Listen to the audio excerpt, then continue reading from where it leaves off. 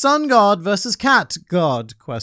Unexpected, but this entire situation can only be described as Plus we have new Devil Fruit lore, old characters doing new things, and one hell of a big, bright, problematic Marine Admiral incoming. It feels like we've skipped the whole middle section of Astoria. Like we've gone from the fun, light introduction straight into the chaotic, wild climax. And I loved everything about this chapter right from the get-go, especially with Luffy's whole, "Hey, pigeon guy, what are you doing here?" And then Lucci just correcting him. "Actually, Straw Hat, what are you doing here? This is a government island, you see. I belong here. You don't." And Luffy's just like, "Fair point." And then fight battling ensues, well, after a bit of administration. A very small thing I loved about the chapter was the discussion surrounding Luffy's emperor status and how that has essentially given him a form of diplomatic immunity. Like he can just rock up to Egghead Island or assumedly any government island, and the world government can't really do much until they receive permission from the 5 geriatrics. It's a pretty groundbreaking moment for One Piece, because up until this point, Luffy has been the undisputed underdog, the sort of pirate-shaped scum that the world government is desperately trying to clean off their boots. But now we're at the point where it's like, ooh, look, if I punch that rubber man, then that's like the fictional pirate equivalent of shooting Archduke Ferdinand. And even Kaku interjects and is all like, "Wait, Lucci, according to page 1, paragraph 1, line 1 of the Don't F with an Emperor Without Permission Act, we're not supposed to F with the Emperor without permission." It's a very concise piece of legislation, one which Rob Lucci has chosen to ignore and may have accidentally started a war on purpose. To be completely fair to Lucci, look, I do seem to recall that Luffy had already declared war on the world government during any slobby, which Lucci was there to witness. Although in this case, if news of this event spread, then it could activate the Grand Fleet and maybe some of the Straw Hat supporting nations like Wano and the other ones that aren't Wano. So interestingly, we now live in a world where Luffy is freer than ever before, and his opponents are significantly more restricted, thus giving Luffy even more freedom by direct comparison. And just thinking about all this takes me back to Marineford. I mean, the permission, the bureaucracy, and the paperwork required simply to declare war on Whitebeard must have been a massive headache. Just like risk assessments for days. Also, this video is sponsored by Raid Shadow Legends, which is what happens when a blockbuster movie and a AAA game have a babby all condensed into a mobile phone. And Raid has got something extra special happening right now. A recently released legendary champion based on MMA and pro wrestling legend Ronda Rousey, who now has in-canon game lore, having Punch fought her way up to becoming known as the Queen of the Arena. And you can get Ronda for free. Just log in and play Raid for 7 days between now and February 20th, and she's yours. Also this month, Raid has a brand new dungeon, the introduction of Artifact Ascension, the Sand Devil's Necropolis, and some really cool festive holiday champions. Plus, if you're an Amazon Prime member, then you can get your exclusive rewards in Raid right now. You can also use the special promo code RAIDRONDA to get a bunch of helpful stuff like a 3-day 100% XP boost, 500k silver, and 5 full energy refills. And new players use my link or scan the QR code to get a free starter pack worth almost $30, a free champion Vergies, and also this cool in-game loot. You'll find your rewards here in your inbox for the next 30 days only. So do that thing, but for now it's back to you, me. When it comes down to it though, this fight began for the most Luffy reason possible, which is that Atlas gave him food, which is the same reason previously used to topple Doflamingo and Kaido. Rebecca gave him food, as did Tama. So essentially, if you feed Luffy, then you have a whole emperor at your disposal. But now we need to talk about awakened Rob Lucci because holy crap, he is amazing. I definitely wasn't expecting such a sleek and slender form, given the Zoan awakenings that we've seen in the past. But it looks like Lucci is following the model of Luffy's Zoan awakening, which is actually touched on by Shaka, mentioning that awakened Zoans generally lose themselves in all of the animalness, and so I suppose result in the type that we're more familiar with, such as the Impel Down Jailer Beasts. So maybe the Jailer Beast was sort of like an incomplete awakening, and the true form of an awakened Zoan is what Luffy and Lucci have managed to achieve, which give you like the funky god cloud draping effect. I should say that Yamato also has that effect, but it's hard to tell if that's because of an awakening or because that fruit is already a mythical guardian deity. Whatever the case, I love what is happening with Lucci here, because he is very successfully stood up to the hurdle of you are a pre-time skip antagonist and now Luffy is a literal god. I say stood up, he hasn't quite overcome the hurdle yet, mostly because it's hard to tell just how seriously Luffy is taking this fight. I feel like no matter who the opponent is, Luffy would have more or less the same attitude in Gear 5th regardless. Always smiling and messing around. You could be Kaido or you could be Don Krieg, you're probably still going to get the same Gear 5th Luffy treatment. But Lucci is doing undeniably well right now, and I know exactly what he's thinking during during this fight. Get this, he's thinking, mate, that Kaido guy probably wasn't so tough after all. Perhaps I, Rob Lucci, am indeed now the strongest creature in the world. And I have to congratulate Lucci on being the only antagonist so far to take a very serious L from our Rubber D, but still have the resolve to go away, get stronger, and come back for a rematch with no spirit broken whatsoever. In a way, this might make Lucci Luffy's toughest opponent, because he's the only one who hasn't had his will broken. But it makes a lot of sense that Lucci is still the same old murder cat, because of the whole a leopard can never change its spots thing. However, what we have learned is that a leopard can change the outfits of its pet pigeon, so I suppose that's something for the scientific community to mull on. My favorite panel of the chapter was definitely like the punch clash between Luffy and Lucci, because that hit me right in the nutsack of nostalgia. This panel was a direct callback to their fight in chapter 409 during Enies Lobby, and it's one of those images that has been seared into my mind for the past, well, far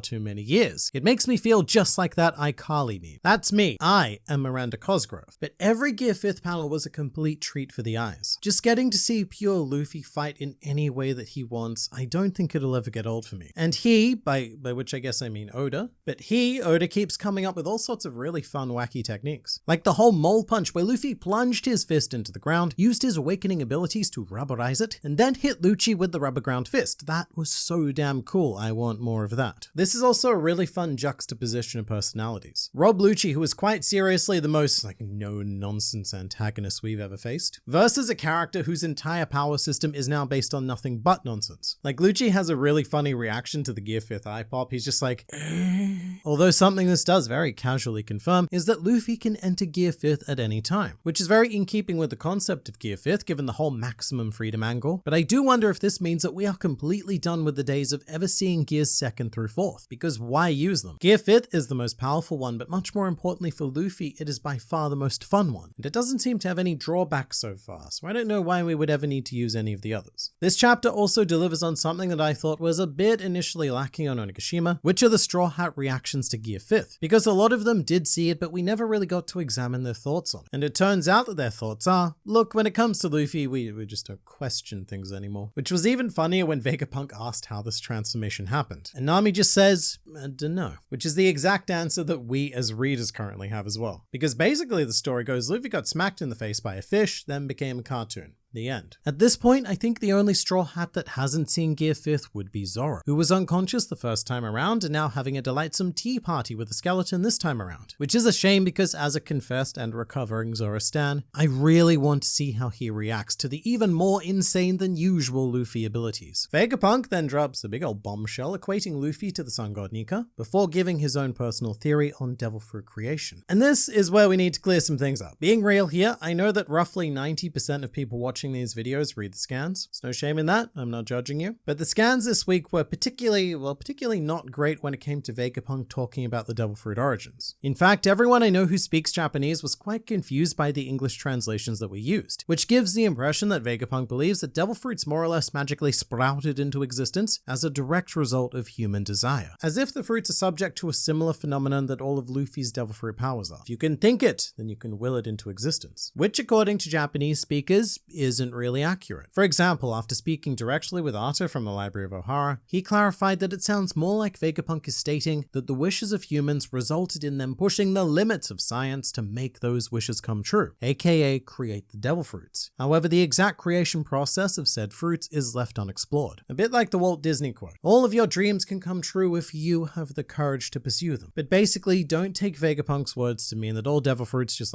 popped into existence via raw desire alone. That desire, that wish, or that dream is what pushed someone to make that dream a reality. But we'll also probably go into this a bit deeper in the next video once I have the official wording. But as for now, Sentomaru is also here, finally. Apparently he was late because it's his day off. His initial appearance gives me some very strong retail vibes. I can't believe I got called in for a shift today. And I also loved how Vegapunk guilt-tripped him into helping with the whole, look Sentomaru, you can do whatever your own personal justice says. Don't worry about me, I'm just a defenseless old man who gave you food when you were starving, a job when you were not jobbing, a guarantor on your mortgage, I officiated your wedding, and I basically consider you to be my adopted son and I love you, but again, you just do what you think is right. Plus, Sentomaru's whole interaction with Luffy was delightful. Not at all how I was expecting this to go down, actually. Luffy was just so happy to see him. Like when you see a familiar face when you're really tipsy. Like, it's you, the guy I've met before. Isn't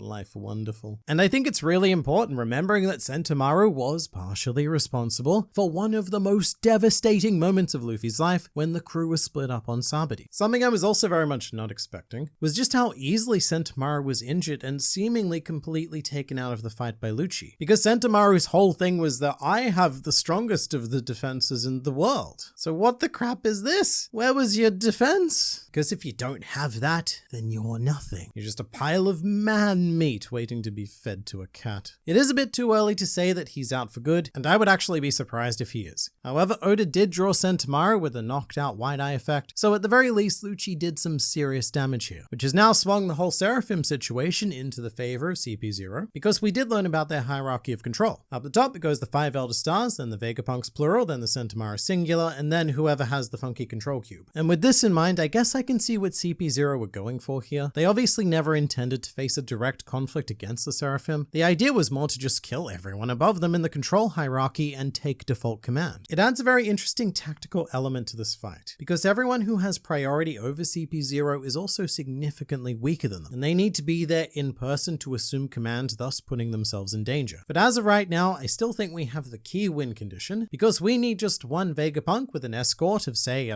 10 Straw Hats to turn the tide, or even just destroying the command device that CP0 have. The only thing that could really be a solid shot in the crotch would be if one of the 5 elders showed up on the island alongside the Marines, which we'll talk about in a bit. But knowing that the 5 elders are on top of the hierarchy says to me that that's going to be narratively relevant at some point. The Seraphim are almost certainly going to be antagonists moving forward. But we have yet to talk about by far the most exciting part of the chapter, which is the continuing story of Sakazuki's desk adventures. It's always good to see our fleet admiral taking on such an active role, stuck behind his desk of absolute chastity. Post-time skip Sakazuki really is just a meme. Every time we see him, he just becomes more and more like Magellan, just constipated with administration and never allowed to leave his seat. And always going, no, don't do that or that. In fact, look, can we all just stop doing things? Please. I do sympathize with his situation here, given that Rob Lucci has potentially started an entire war without permission and has cost the Marines their greatest weapon in Dr. Vegapunk, who is now aligning himself with an Emperor of the Sea. And then there's Kizaru. This is pretty big. As interesting as the Seraphim struggle with CP0 is, the impending arrival of Kizaru on Egghead Island is the big oh damn factor that we really needed. And he is the perfect admiral as well. He has a relationship with Sentomaru, he's the owner of the original powers that the Seraphim lasers are based on, and the Vegapunks just so happen to have developed certain devices that allow people to completely counter him by making light tangible. So yeah, Kizaru, he's on his way, but I don't know if we're going to be packing up and running away immediately. This may be our very first proper stand against an admiral, and we're going to be getting into all of that and more in the next video.